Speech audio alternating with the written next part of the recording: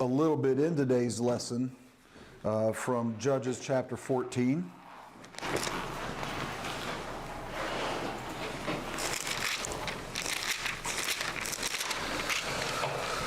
I want to start off by reading the first 14 verses. We'll cover that much, and then we'll keep reading and cover the second half. Hopefully get through the whole chapter today. That's my goal.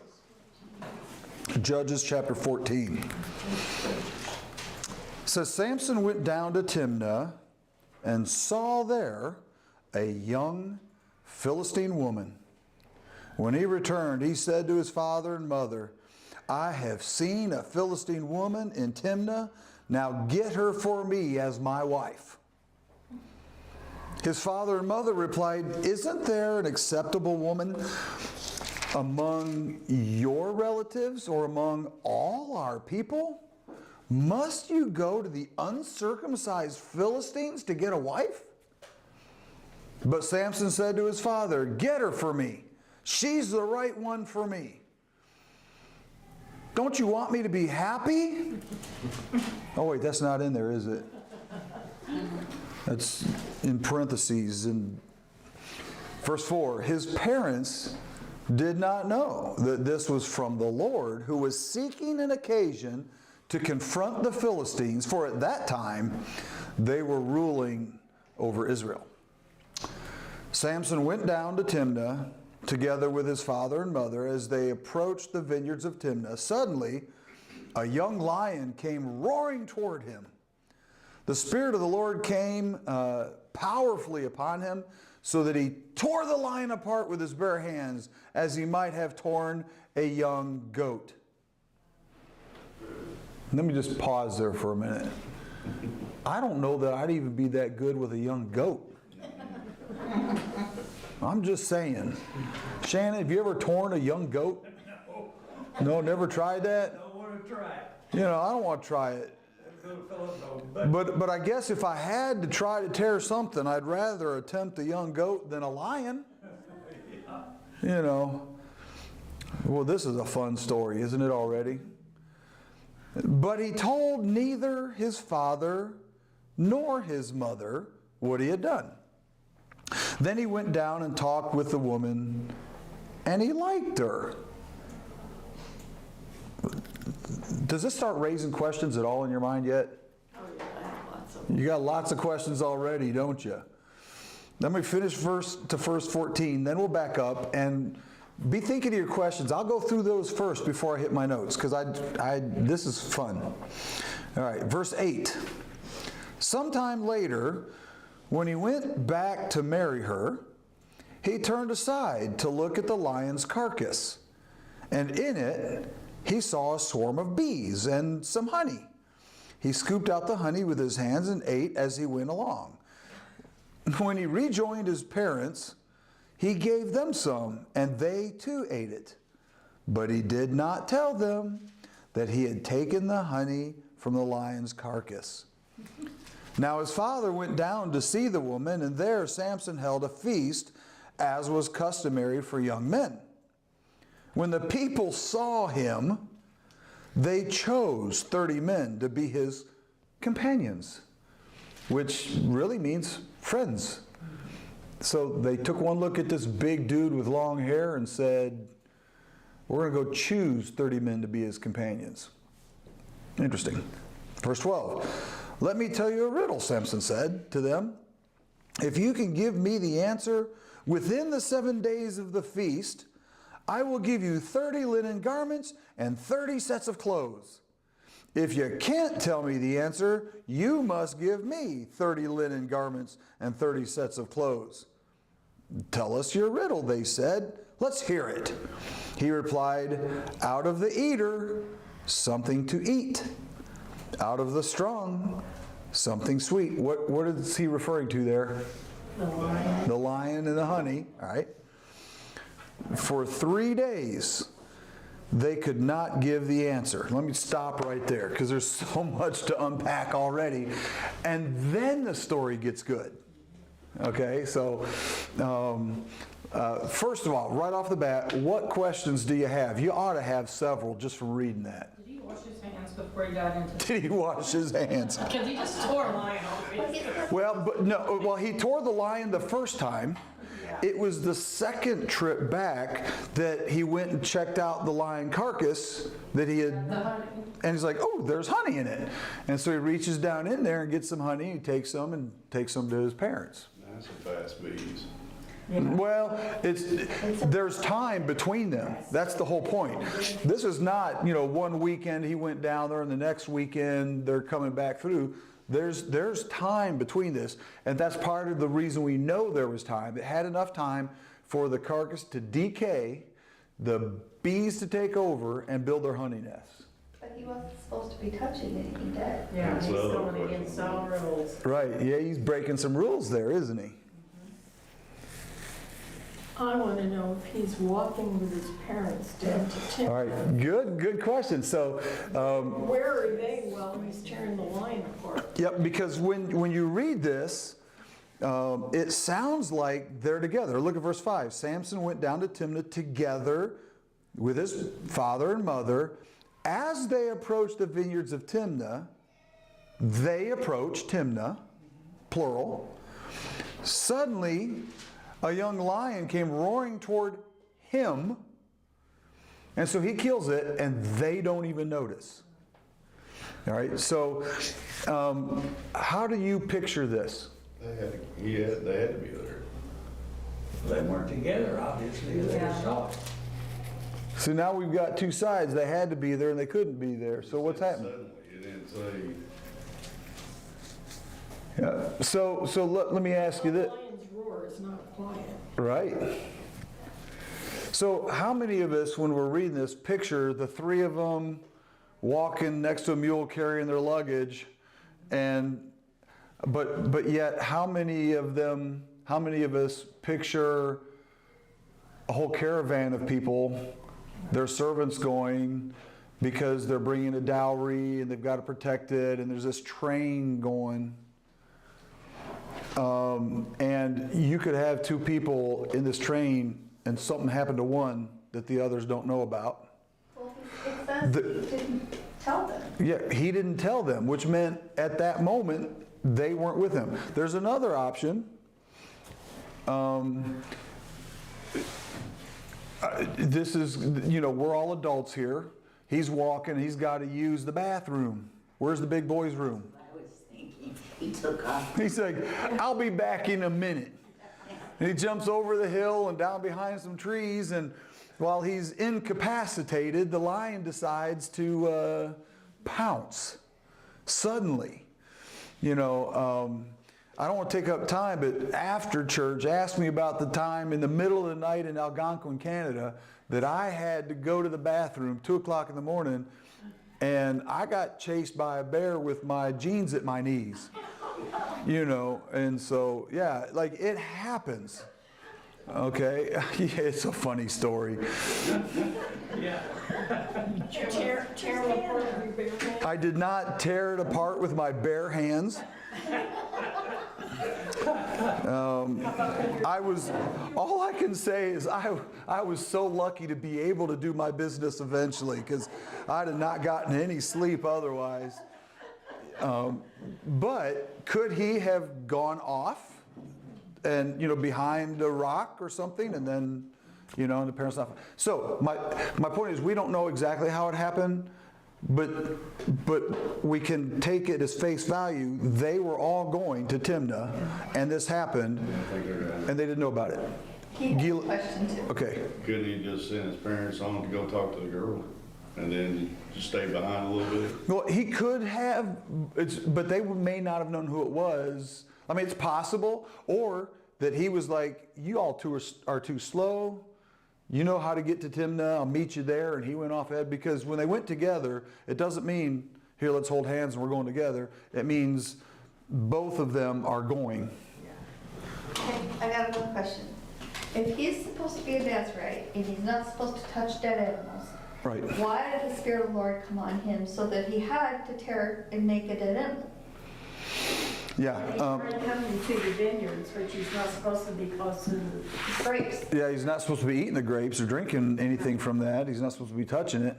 Yeah, so you almost get the idea that he's Oh, the dead body? He's a little bit of a compromiser. He walked the line. He's crossing some lines a little bit. I think Well, I mean, about really him. had no choice. What's, I think about, you know, a young boy being told, you can't do this, you can't do this, you can't, it's not his choice. yeah, because it was since birth. He was grown up. How come they can and I can't? And so I don't feel like he ever internalized those prohibitions. Right. And so, and God knew that and planned to use that rebellion to set up this situation where God would accomplish his will. Yeah, and that's what we're going to get to here in a moment. It's going to be really interesting. All right, first things first, let's back up and try to grab some of the context here. I think some things are interesting. Why did the parents have to go get the wife for their son? What does that tell us about the culture of that day? Oh, all marriages were done through the parents. Yeah, all marriages were done through the parents. They're arranged marriages. All right, so you have a culture of arranged marriages, and we could argue all day whether that's a good or a bad thing. Hannah would love for me just to arrange a marriage for her. Just find the guy and, you know. But the problem is I can't find anybody that I think is worthy. Same problem I'm running into. I know. But what we have here, if understanding their culture, when this was written, they understood the arranged marriage culture. He's arranging his arranged marriage culture. Yeah. He's saying, you arrange it the way I'm telling you to arrange it for me. God, you can be my head as long as you do it the way I'm telling you to be my head. Don't we do that? Yeah. We put conditions on God in order for us to obey Him, when it should be the other way around. Who is it you want from me? What do you want from me? And but what Samson does is he says, you're about to arrange my marriage. Let me tell you how I want you to do it. Go get her. Go get her for me. Well, first of all, why is he down in Timnah? Yeah, should he even be down in Timnah in the Philistine territory? He's got no business going down there. And we're going to find out that's a real rough place. We're going to see in a little bit, sneak peek, because we're going to get there, I hope. But when they can't figure out the riddle, they go to his fiance, well, wife at that point, and say, if you don't tell us, if you don't find out the answer and tell us, we will burn your house down with your family in it. Everyone you know and love is going to die. And they meant it. So are those nice people? Who wants to go down there and hang out? It's like he goes down there to get in bar fights. You know what I'm saying? That's why else would you go down there? And so I think it's a really good question. How did he even go down there to see her in the first place? We shouldn't be messing around in places we shouldn't be. Really good observation. And can I keep? Yep, keep going. The phrase, he saw there a young Philistine woman, he should not have been able to see her because women, Were covered. especially young women, were not allowed to go out in public without a male escort, and they were covered. So that gives us a little bit more picture of, Is that would that be in Jewish culture or even in the Philistine wicked culture? Were they that way in that culture? I believe so. Okay. I mean, definitely in Jewish culture. Yeah. I believe that it was a Middle Eastern. Yeah. I mean, we know, the Muslims are that way. I'm not questioning it. I'm not questioning the validity of it on just clarification. Like it could be that there's even more to that statement than we realize. That he shouldn't have been there, shouldn't have been able to see her. But when you're away from God, Little indication perhaps what her character was. Yeah, and by the way, this is not Delilah. You know, we all know about Samson and Delilah. Delilah comes later. That's going to be second wife. All right, and when he goes and gets Delilah, she's a prostitute. So what kind of women is he looking for? What kind of woman would she have been? You see? All right, isn't this like already, bleh. We haven't even started. All right, here's the thing. Samson's parents were bold enough to say, you should not find her as a wife. You should be finding a wife here. Aren't you glad that these parents are so bold that they stood up for the truth and told their son what he should do, but then didn't demand it of their son and went along with their son in doing what they knew he should not do? How cultural is that in 2024 and 2025? Parenting that. Gentle parent. You can't make them go to church. We just talked about that today. Yeah, you can. They shouldn't play so much on video games and iPads, but what? If it's not healthy, what do? Take it away. Take it away. Well, they'll go nuts. I'd rather them go nuts than go evil. Yeah.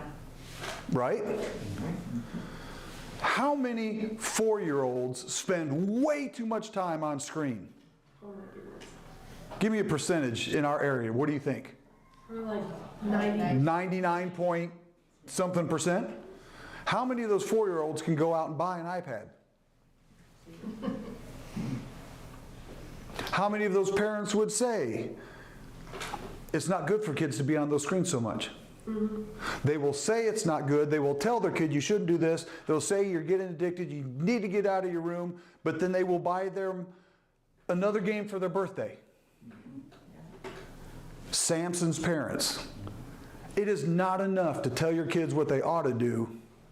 We need to teach them to do it. Mm-hmm. Are you passionate? No, not at all. I don't care a thing about this. And be the example. And set the example. Not only tell them, but set the example. Yeah. Well, yeah. Do you know why most parents won't unaddict their kids to a screen? Because they are addicted. And because they don't want to have to deal with the kids and maybe find Exactly. It's a big. Yeah, it's too easy to babysit them. What they don't understand is it's easy to babysit them now, but then they got to deal with horribly behaved teenagers and then adults and then their children, and you're watching your grandkids because you didn't train your kids. Right. And you know what they do with their grandkids? Now I'm old and too hard to, here's a screen. Because this time it'll work out better. Do y'all see that cycle? Yep. Yeah. We have to be adult to our kids. And that's what they didn't do. And here's an interesting thing, though. The Lord was seeking the Israelites' deliverance while they were doing nothing about it. Watch this, verse 4. It says, his parents did not know that this was from the Lord, who was seeking an occasion to confront the Philistines. So what is God's desire according to that verse? I think he's using his lack of discipline to further his will. Discipline against who? The Israelites. Or the Philistines. Yeah, he's looking for an occasion, looking for some excuse to get the Israelites in some way to stir up the Philistines enough in some way that there can be a combat, because you can't help them win if they're not fighting. So here's God trying to raise up a deliverer to help a people that aren't even trying to help themselves. Yeah, no one's crying out to the Lord here. How many times do we see, and they cried out to the Lord and God gave, not this time. They have just given up and are absolutely helpless, and nobody is stepping up. Samson might have been the most godly man in Israel at that time. Isn't that sad? Yes. That he probably was the most godly man, which is not saying much. He's at least one that was dedicated to the Lord, even though he didn't live fully. He kept a few rules, but he didn't live fully with that dedication. And we see it in here, touching the dead carcass. We're going to get to that in a minute. Because, all right, I'm going to throw this out there now because it fits. But why didn't he tell his parents? Because they knew he wasn't supposed to touch it. Yeah, because they probably were the few strict rules, and I wish I had more time to develop this, because I just talked about how they didn't demand it of him, but now he doesn't tell them because he's breaking the rules. Well, then did they demand those of him? You see the issue? Maybe, Oh, go ahead. maybe if he told them and they stuck to those rules, it would have delayed him going down to his wife. And here we go. What happens is this. So often, parents will have a certain set of rules that they're strict on. They're overly strict. But it's on the rules, not on the principles behind the rules. It's God said from before you were born that we weren't having a baby, and said you can't eat of this, can't drink of that, and you're not allowed to do this. But those are the only rules they really enforce, and not because God should be obeyed, God can do this, you should. None of that stuff. It's just hard, fast rules over here, and then on so many other things, they just let it go. And so what we have here is Samson. Now, is it that he doesn't want people to know that he killed a lion? No, I think he's proud of that. I'll tell you why I think he's proud of it. 2 reasons. One of them is because in front of his new 30 friends, he gives them a riddle to say, at the end, I killed a lion. So he wants them to know. There's another sign that he's pretty proud of himself, even though he's keeping it secret. First time down there, he wanders off to the desert porta potty, kills a lion, comes back, doesn't say anything because he doesn't want to slow down his trip down there, and he doesn't want to get into that with my parents again. So he lies by not saying anything. Second time back, who knows how much time transpired in between. What's he want to go check out? Where's that carcass of lion I killed? Yeah. You think he just accidentally happened to cross the same spot? No, he's like, I killed a lion. I'm going to go check it out and see if the bones are still there. Oh, I killed a lion.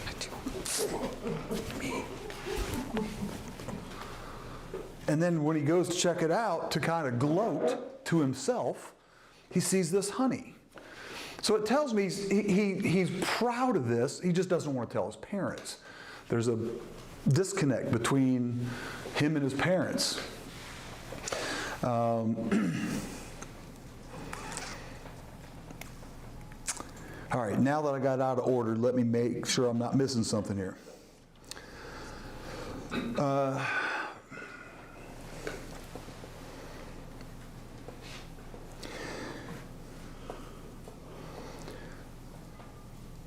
You kind of talked about that already. All right. Verses 7 to 13, as we're kind of still going through the story, there are some things that, as I read through there, that just made me pause to say, well, that kind of reveals some things about their culture. And the more we see things from their culture, we can kind of visualize what's happening instead of seeing it in our day.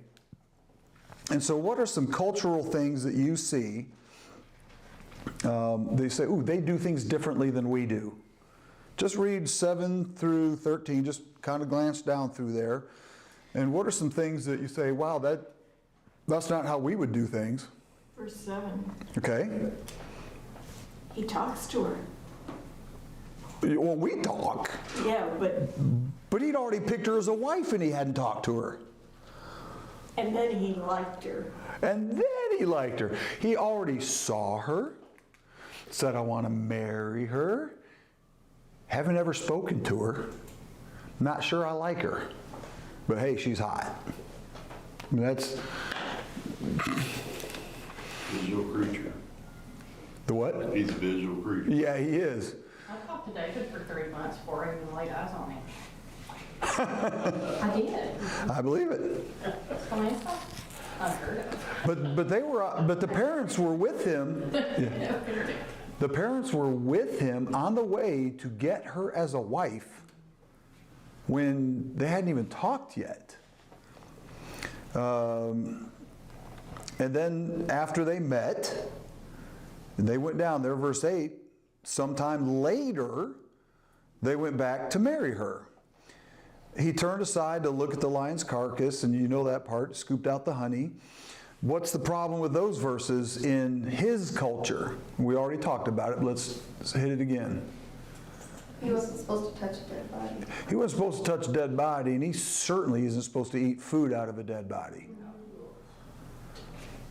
And he certainly isn't supposed to give it to his parents.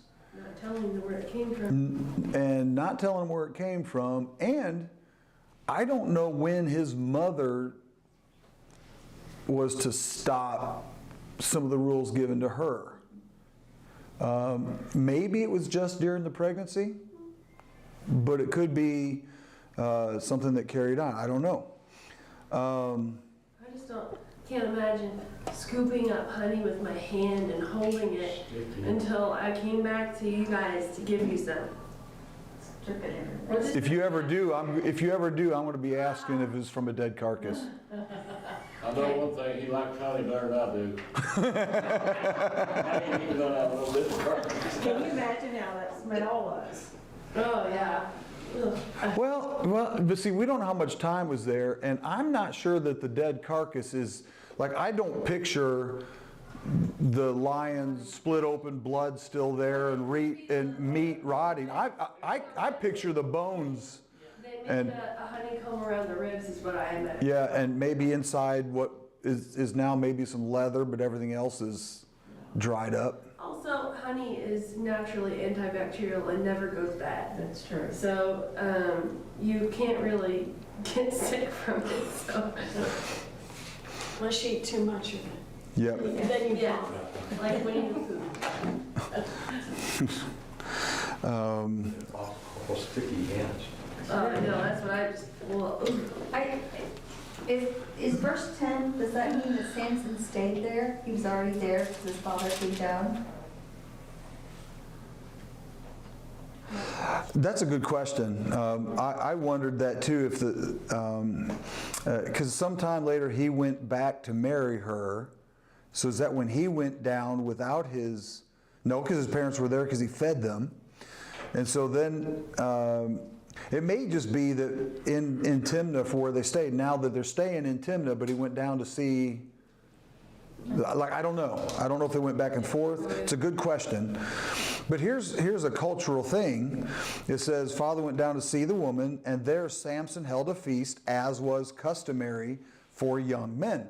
Whose custom? Philistines. So it's a Philistine custom. I'd say so. And it probably involved quite a bit of drinking. Yes. When you get the idea of this, I got a riddle for you. You know, like I imagine none of us would want to be at that party. I am not sure when the people saw him, they chose 30 men to be his companions. I'm not sure what that means. It could. I wondered that too. And again, there's not a lot to the story that explains it, but it could be that he looked tough, and he had this long hair, and so they're like, we got to pick 30 that can handle themselves. It could also be when they saw him as in wanting to marry one of their girls, that like, but he doesn't have any friends down here and there's a custom, and so we're going to pick 30, you know, I don't know. You know, good question. I asked the same question. Note here saying that, that in that culture, he should have been bringing his own wedding party, guests, companions, friends, to serve as protectors. Right. Because they are going down into... Dangerous territory. Yeah, not the friendliest place. And so there's irony there.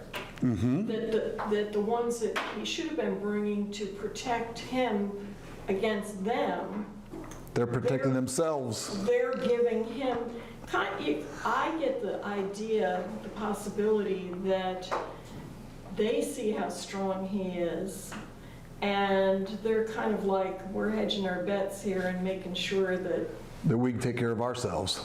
yeah, he doesn't do anything against us. I agree. Because they don't seem to get along as friends No. when you read through this. If the feasting included a lot of drinking, that's another violation of the Nazarite vow. Yeah, because he's not supposed to have anything fermented. My note says that it did usually include it. Yeah. And it also says that the riddle was a common thing in ancient times. Yep. Yeah, that's another thing that's part of their custom. And I also, do you observe that his first mistake is being where he shouldn't be, and then being attracted to something that's where he shouldn't be, and then participating with those where he shouldn't be? You see the progression? And we got to be careful. We shouldn't even go where we shouldn't be. Like David Right. was where he shouldn't be, saw what he shouldn't see. Yep, and that was his downfall. He was supposed to be at war like the other kings, but instead he gets up out of bed and sees something that he's not supposed to have. Her name's Bathsheba, and the rest is history. Like, we never start at the end of the failure. We start down a path that leads to failure. And the more we commit to him up front and have principles that we would live by, this never would have happened.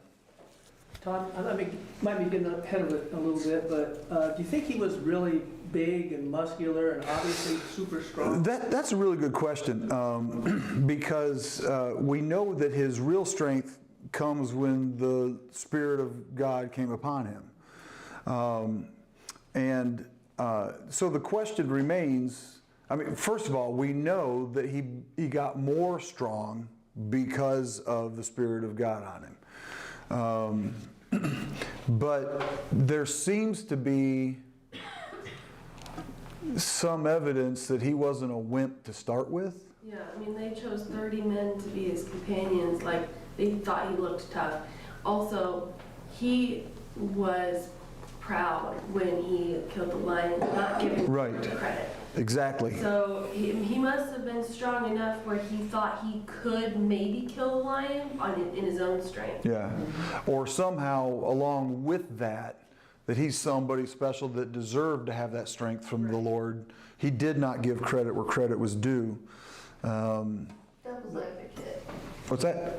Devil's advocate here with that. You want? thing. Okay. Just the idea where Delilah and so many others ask him, where does he get his strength? Where does he get, you know? Yeah, but yes, and so that's because clearly his strength was superhuman. Yeah. It clearly was more than what he looked like he ought to have. But that doesn't mean that he didn't have any human strength. We just don't know. It's a good question. I suppose also that he was concerned about his appearance because as a result of the riddle, if I win, you have to give me 30 outfits. Yeah. You know? And if He wanted all that variety. each one of you guys want. But I mean, what's a guy gonna do with 30 outfits? So, I need a bigger closet, you know. I mean, I think he's, Yeah, I think so too, but I also think that again, I'm trying to picture myself, as difficult as it may be, because we have no image of what it looked like, to be in their culture, and I imagine that these 30 guys, you know, different outfits, Samson wanted to have outfits that looked like the Philistines rather than what he was used to. You know, the Philistine Gucci, or, you know what I'm saying? Like, you know, maybe they're not all expensive and, you know, like, Look like that. but look like them. He wants to fit in with them, but yet he's going about it all the wrong way. Well, that's typically what we do. We make big mistakes when we're trying to fit in where we shouldn't. I have another question. Yes.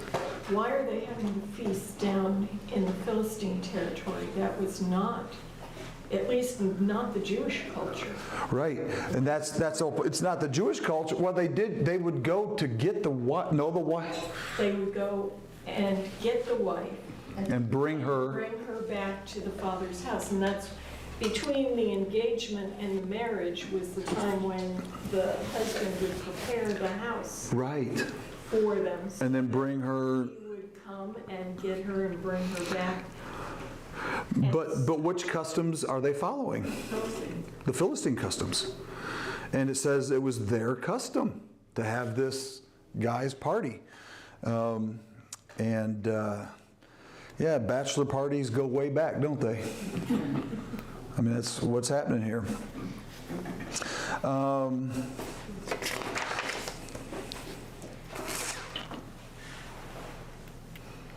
Sort of aren't bachelors. They have been married. Right, yes. Well, some of them, because man, this just gets worse and worse. All right, let's pick up the story because, you know, these 30 friends are not friends at all. Let's see what kind of people we're dealing with.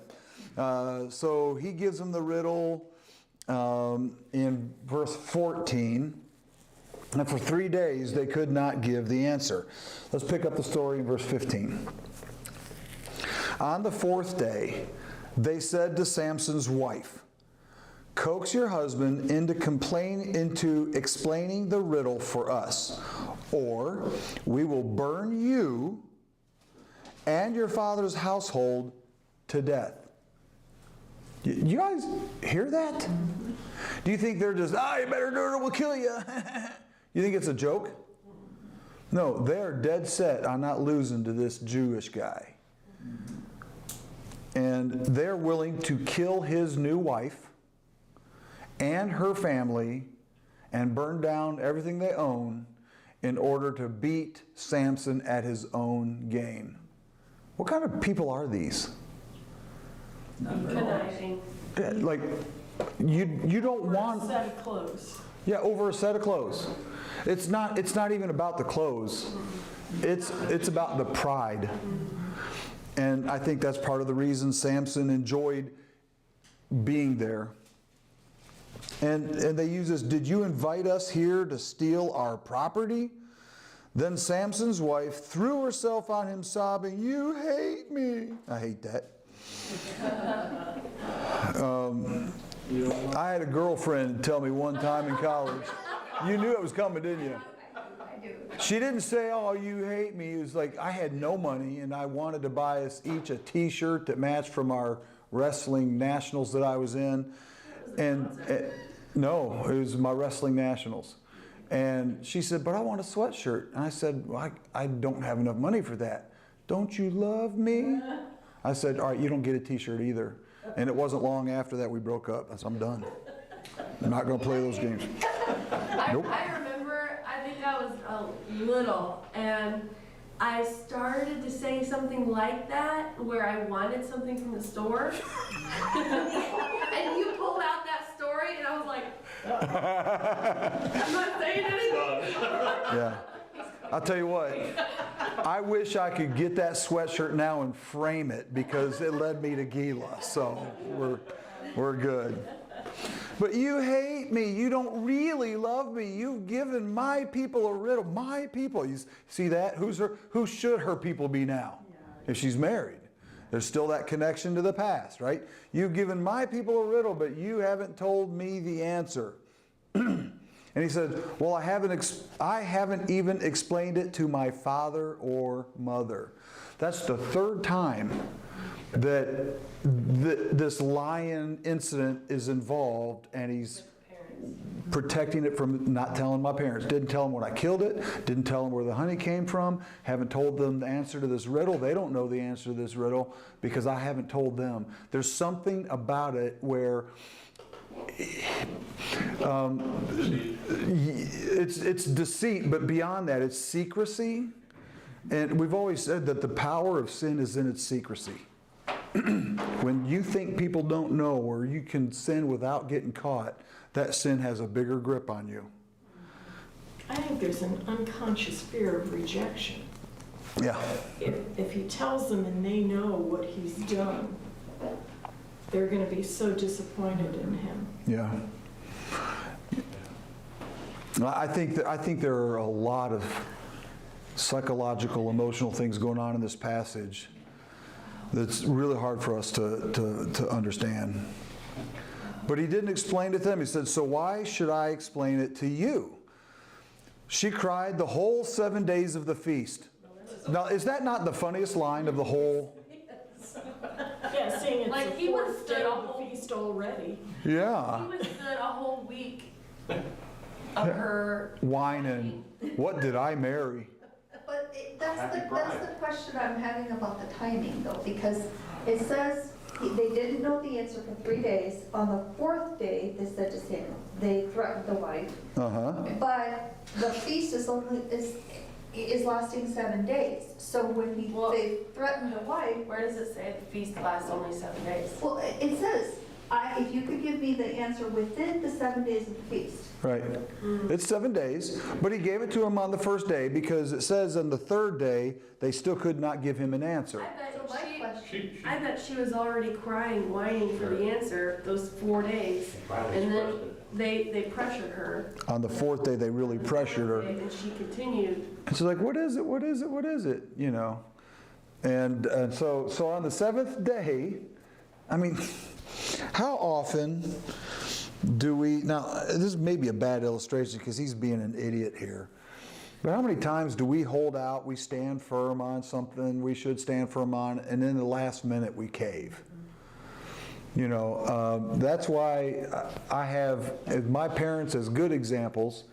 I've heard from both of them from when I was younger, even to things that I talk about with my dad in recent days, is that they just want to finish strong.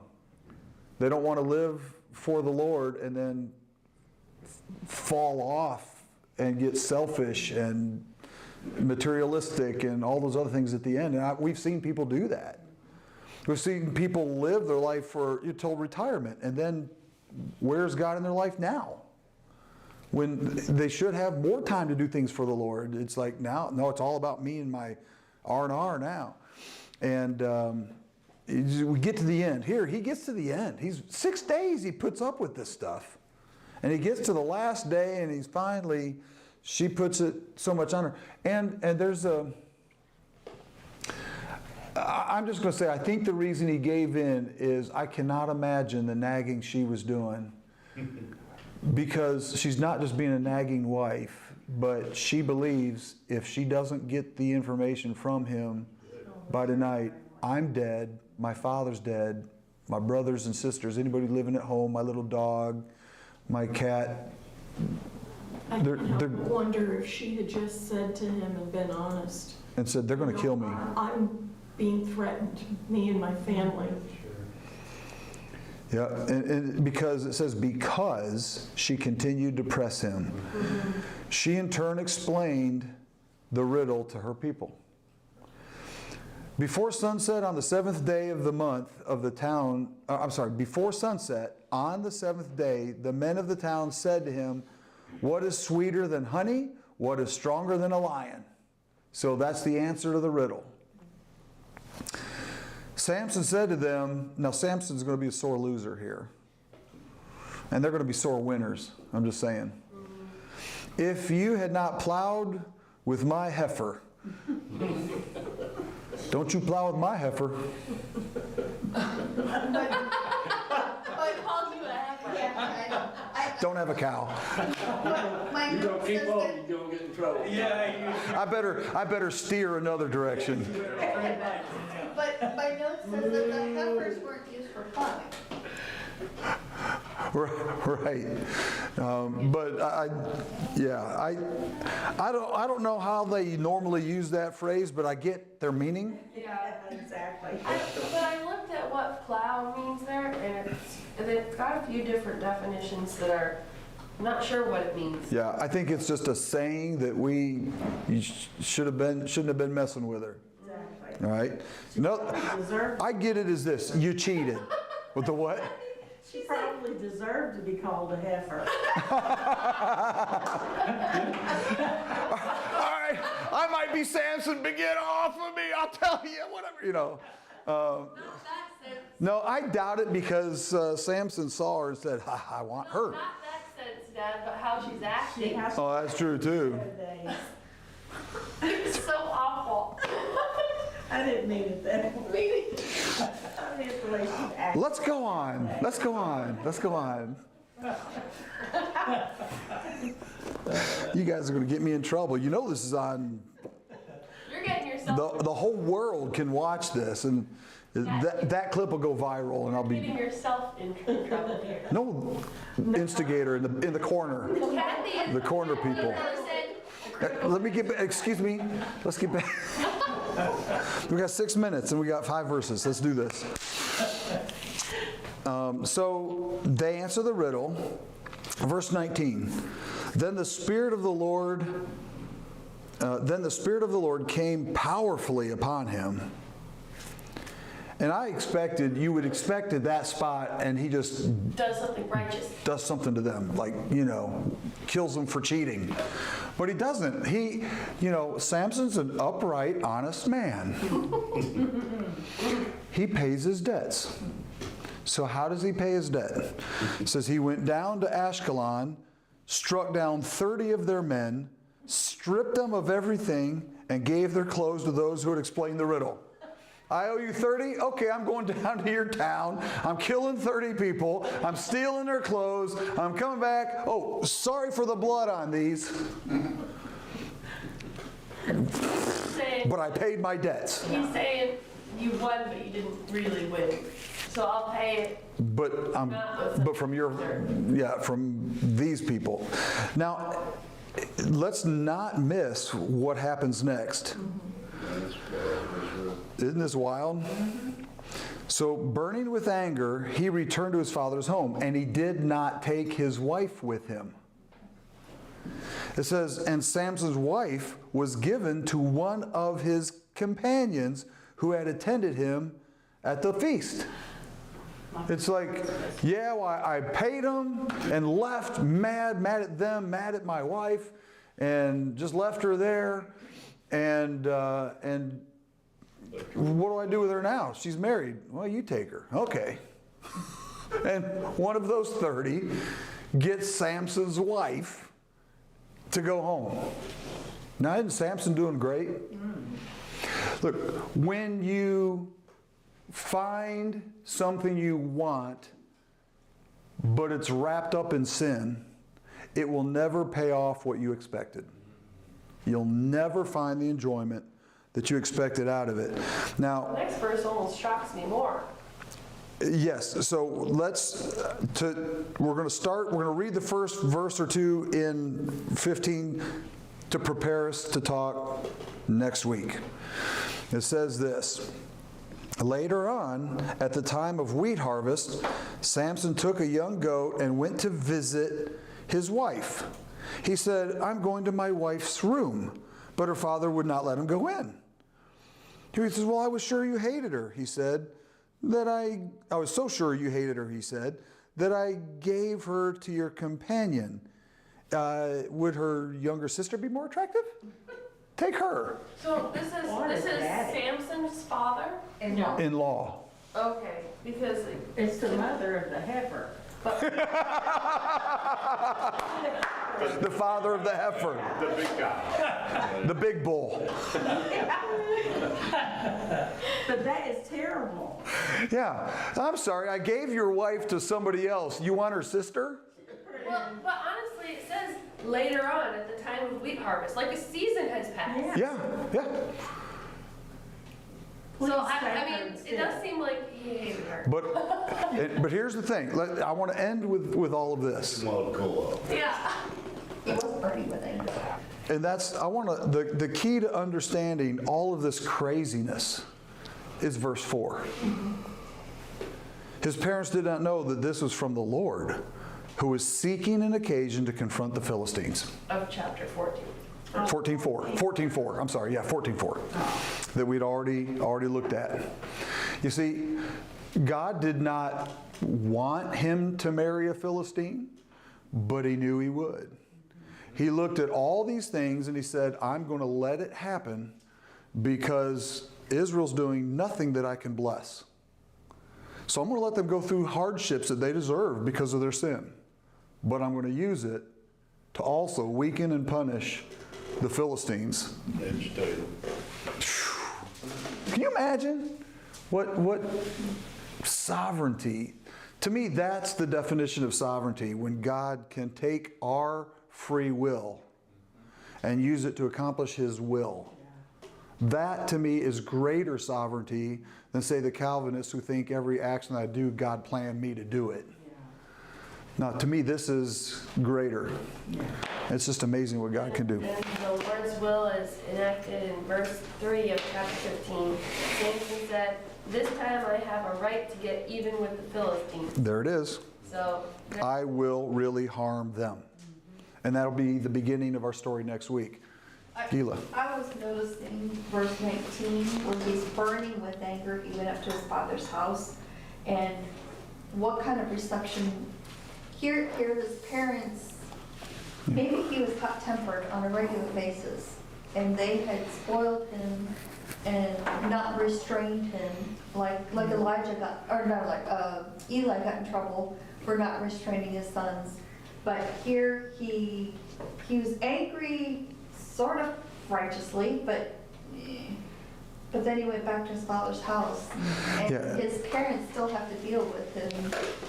And that's what I do when I'm studying this stuff, and I sit there and I start thinking, my mind starts to wander because I picture they send off their son to go get his wife. So they make the bed, they put flowers up, they got a bouquet. Here, where's your wife? Don't want to talk about it right now. You know, oh boy, just let him go. You know, like, because these were real people with real relationships trying to figure this stuff out. And, You know, her mind are thinking, I knew this was going to happen. yeah, they could be thinking, oh good, he didn't get that Philistine, you know. Phew, good, maybe now he'll look around here. But no, not Samson. All right, anything else? Any other observations? That's good stuff. Fun stuff? Isn't it weird that Judges is so fun? All right. Let's close in prayer. Dear Heavenly Father, I do want to pray that you would help us to learn from Samson's mistakes, to grab some of the principles out of this, to realize the dangers of being where we shouldn't and looking at things that we should not have, but to focus our attention on what you want, and not only to be obedient to you, but to know why we're obedient to you, to know what you want us to do and why you want us to do it. What your goal for us is not just action, but purity and faithfulness. And help us to understand that so that inside we are becoming what would do what you want us to do. And help us understand that. In Jesus' name, amen.